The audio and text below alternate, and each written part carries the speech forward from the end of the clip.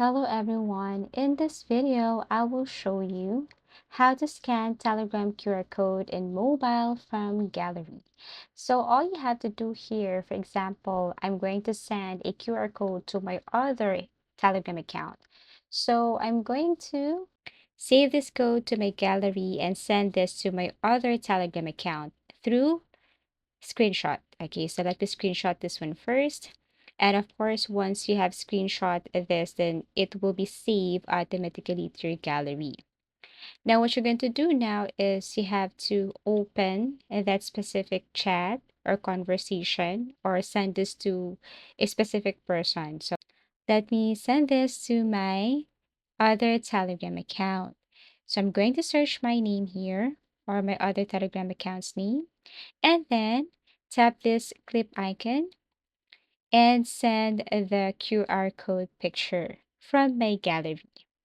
So once I have sent this QR code picture or QR code from my gallery, now what I'm going to do is I'm going to open my other Telegram account.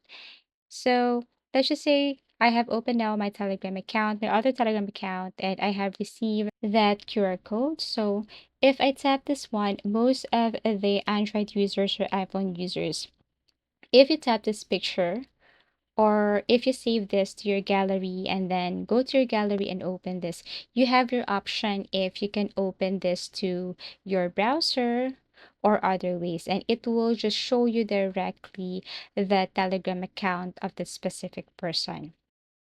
Let's just say this one. You have to save this one first to your gallery. Go to your gallery, open this one again. Then you will have your option if you can open this to your browser or other platform. But unfortunately, I cannot do that. So if this one doesn't work, same with me. I mean, if it doesn't work for you, you have two ways. You can download and install a QR code reader and scan this QR code.